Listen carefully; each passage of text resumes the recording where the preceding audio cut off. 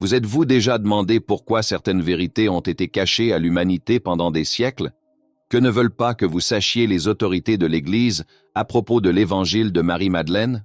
Ce savoir interdit révèle quelque chose qui pourrait complètement changer votre vision du monde matériel et de votre véritable essence. Marie-Madeleine, une figure souvent déformée par les récits traditionnels, était la porteuse d'un secret qui menace le système qui nous maintient prisonniers de l'illusion matérielle.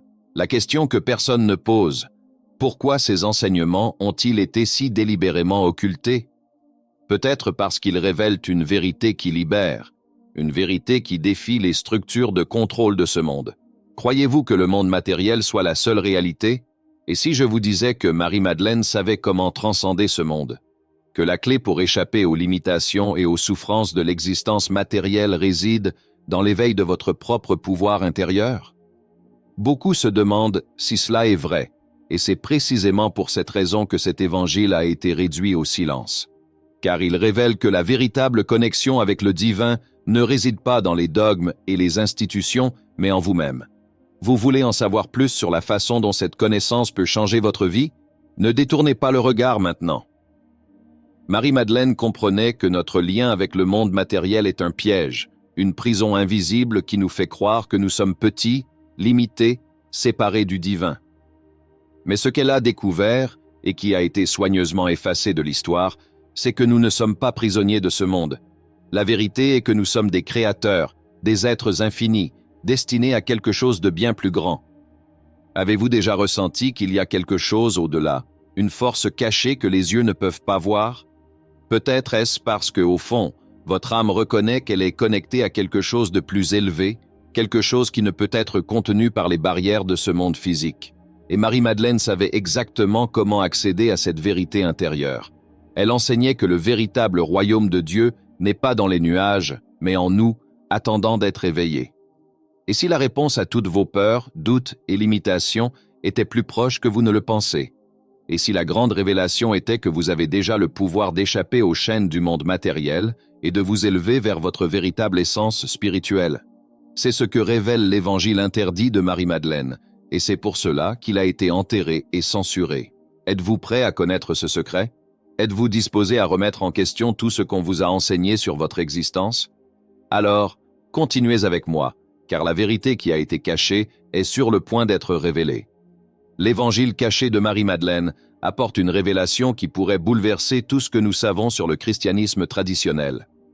Saviez-vous qu'il existe un évangile interdit où le concept de péché, tel que nous le connaissons, n'existe même pas?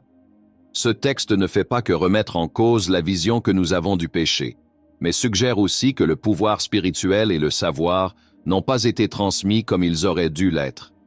Imaginez un instant. Qu'est-ce que cela signifierait pour le monde?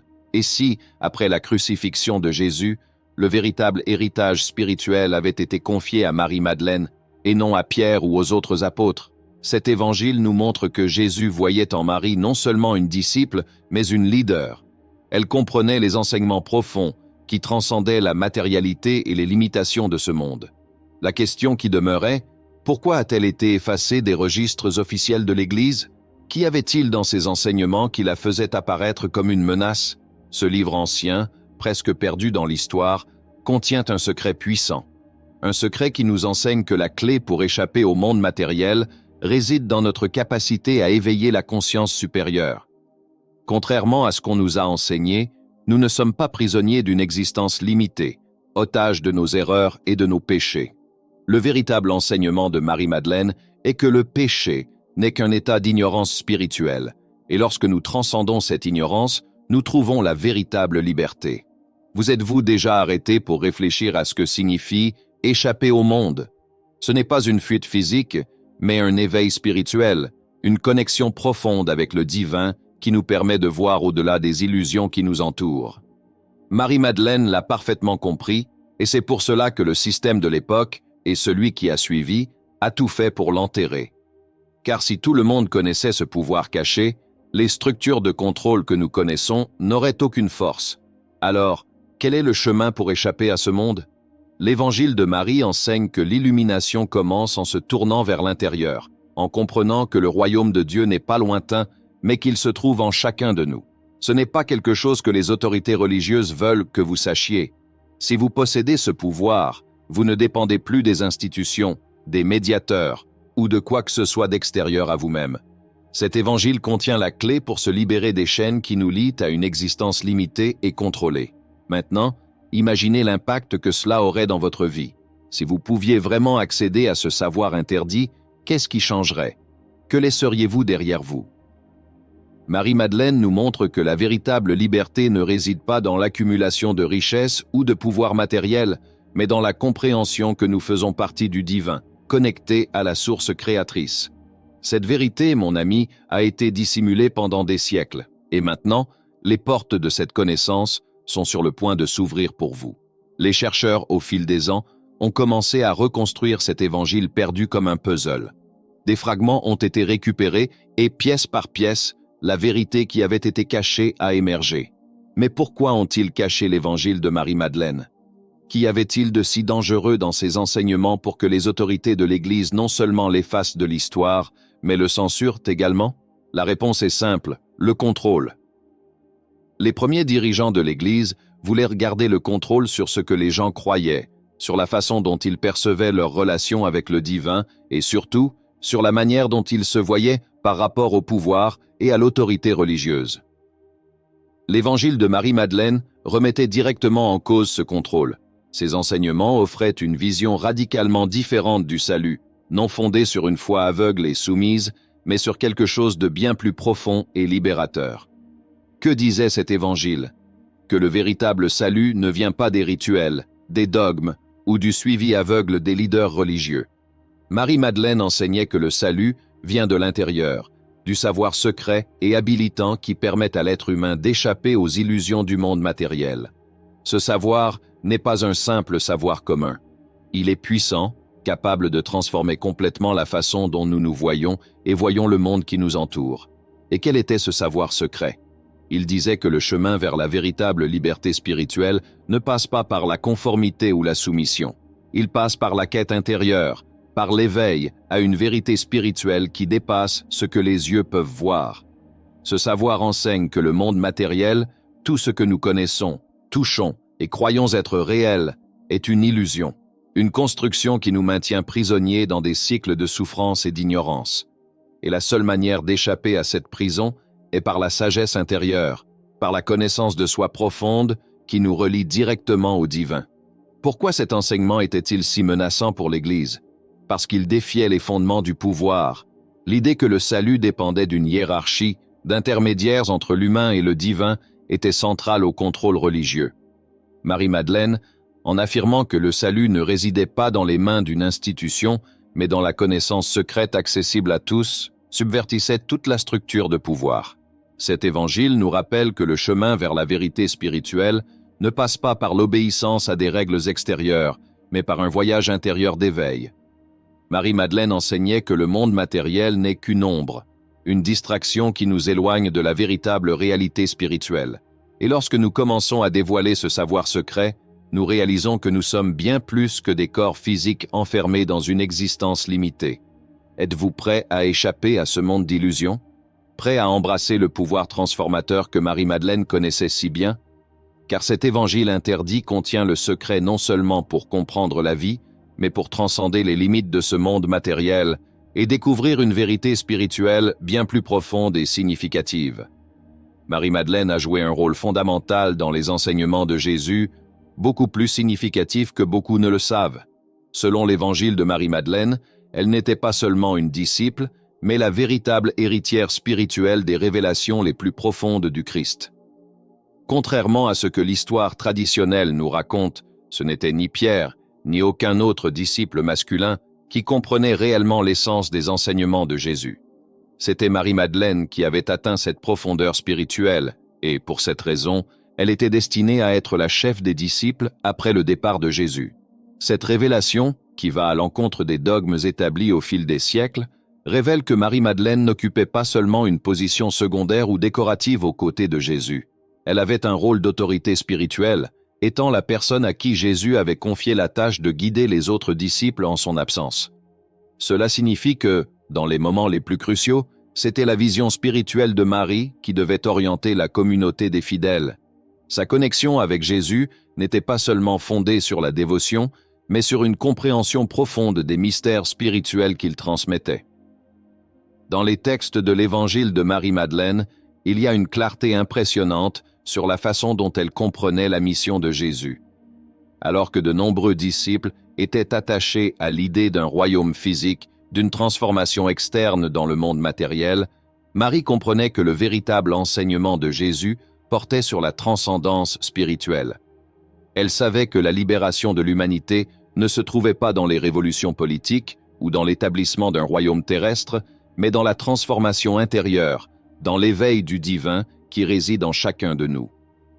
Cette vision était tellement radicale, tellement différente de ce que les autorités religieuses voulaient promouvoir, qu'il n'est pas surprenant que sa voix ait été étouffée.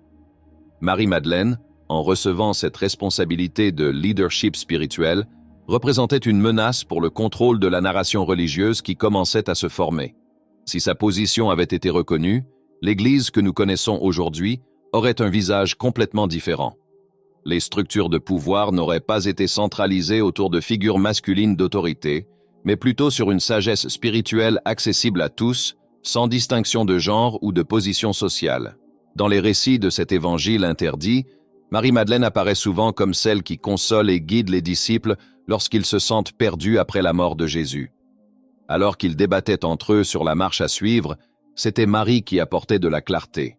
Elle leur rappelait que le véritable chemin de Jésus n'était pas fondé sur des structures externes ou des hiérarchies, mais sur l'éveil de la conscience divine en chacun. Elle comprenait ce que beaucoup ne pouvaient pas encore voir, que le message de Jésus était une révolution intérieure. Ce qui rend cette histoire encore plus fascinante, c'est le fait que, dans plusieurs passages, les disciples hommes, en particulier Pierre, montrent du scepticisme face au leadership de Marie.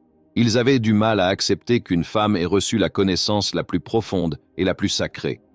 Cela reflétait non seulement les préjugés de l'époque, mais aussi la résistance humaine à accepter que le pouvoir spirituel transcende les barrières conventionnelles d'autorité et de genre. Cependant, Marie-Madeleine est restée ferme dans sa compréhension, sachant que son rôle était de guider ceux qui étaient prêts à voir au-delà des illusions du monde matériel. Elle fut la véritable continuatrice des enseignements de Jésus, la gardienne d'un savoir spirituel capable de libérer l'humanité des limitations et des souffrances de ce monde. Et c'est là le point central que beaucoup ne saisissent toujours pas. L'héritage spirituel de Marie-Madeleine n'était pas simplement un complément à celui de Jésus, mais une continuité vitale. Elle représentait le lien entre les enseignements terrestres du Christ et la profondeur spirituelle qu'il révélait, montrant que le salut et l'éveil étaient à la portée de tous ceux qui cherchèrent la connaissance intérieure. Ces enseignements ont été soigneusement supprimés parce qu'ils remettaient en question l'idée que le pouvoir devait être centralisé dans une institution ou un groupe spécifique. Marie-Madeleine montrait que la véritable autorité spirituelle est intérieure et accessible à tous, une idée qui, si elle avait été largement diffusée, aurait changé le cours de l'histoire religieuse telle que nous la connaissons. L'idée la plus controversée de l'évangile de Marie-Madeleine, qui défie de front les fondations de l'orthodoxie religieuse, est que le péché, tel que nous le comprenons, n'existe tout simplement pas. Ce concept renverse tout ce qui a été prêché pendant des siècles par les institutions religieuses traditionnelles. Que signifie-t-il? Que le péché, loin d'être une marque indélébile de notre nature humaine, est en réalité une construction qui a été utilisée pour manipuler, contrôler et insuffler la peur chez les gens. Au fil du temps, de nombreuses personnes ont commencé à réaliser que les enseignements religieux traditionnels servent souvent à maintenir une structure de pouvoir plutôt qu'à promouvoir une véritable croissance spirituelle. Les institutions religieuses, en insistant sur l'idée du péché et de la culpabilité, ont créé un système dans lequel les gens avaient besoin d'elles comme intermédiaires pour atteindre le salut.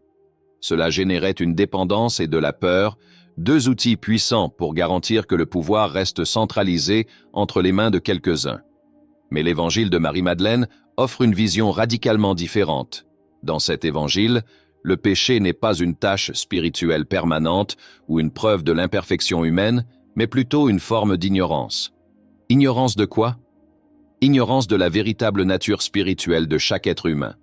Pour Marie-Madeleine, le péché n'est pas quelque chose qui nous sépare de Dieu, mais une illusion, un état d'aveuglement spirituel qui nous empêche de percevoir que nous sommes intrinsèquement connectés au divin. Cet enseignement remet en question l'idée que nous avons besoin de médiateurs pour nous réconcilier avec Dieu. Si le péché n'est qu'une forme d'ignorance, alors le chemin vers le salut ne passe pas par des pénitences, des sacrifices ou une soumission à une hiérarchie religieuse.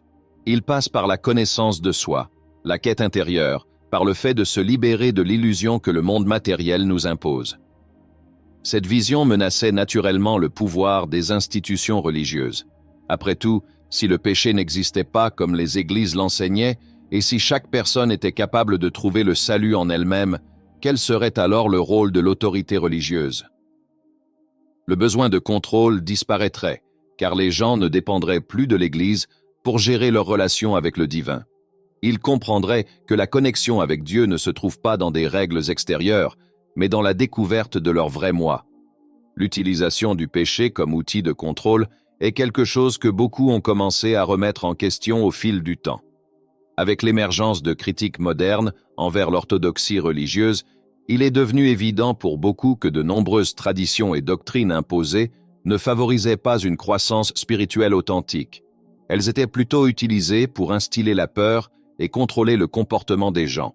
Et l'évangile de Marie-Madeleine, en affirmant que le péché n'est pas réel au sens traditionnel, tient un miroir à ces pratiques. Ce que Marie-Madeleine nous offre, c'est une alternative à la théologie de la peur. Elle nous montre que le chemin spirituel est un processus d'éveil, non de condamnation. Le péché, en tant qu'ignorance spirituelle, peut être surmonté en nous détournant de l'illusion que nous sommes séparés de Dieu et en embrassant la vérité que nous sommes une extension du divin, destinée à nous reconnecter à la source par la connaissance et l'amour. Cette connaissance, que Marie-Madeleine a transmise, est la clé pour échapper au cycle de la peur et de la culpabilité. Plutôt que de vivre dans la peur du châtiment éternel ou du rejet divin, nous pouvons nous concentrer sur la surmontée de l'ignorance et l'éveil à notre véritable essence spirituelle.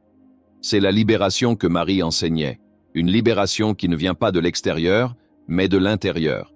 Une libération qui retire les chaînes de la culpabilité, de la peur et du contrôle, et nous permet de voir le divin dans notre propre existence. Cette idée, qui remettait profondément en question les bases du pouvoir religieux, représentait une menace directe pour ceux qui contrôlaient la narration de la foi. Après tout, si chaque être humain a le potentiel de s'éveiller à sa nature divine sans avoir besoin d'une institution, alors le monopole sur l'accès au divin disparaît. Et c'est pour cela que les enseignements de Marie-Madeleine ont été cachés, parce qu'ils donnent du pouvoir, ils libèrent, et ils révèlent que le véritable pouvoir spirituel est à la portée de tous. C'est la véritable révolution spirituelle que Marie-Madeleine a apportée. La connaissance que nous ne sommes pas des pécheurs par nature, mais des êtres divins en plein processus d'éveil.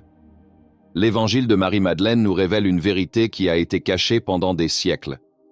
Le péché, tel qu'on nous l'a enseigné, n'est qu'une illusion créée pour nous maintenir prisonniers des systèmes de contrôle.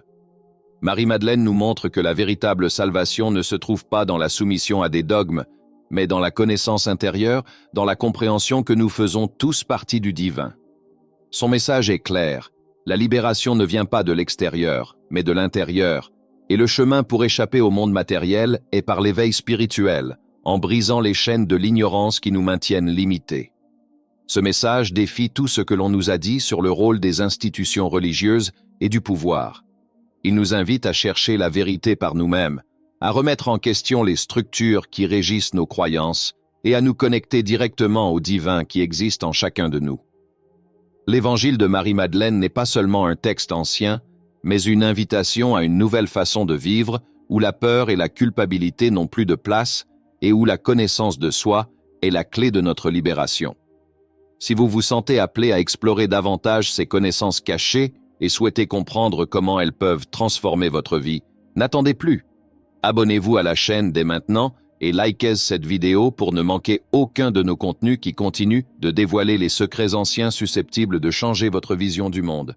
Rejoignez-nous dans cette quête de connaissance de soi et d'éveil spirituel.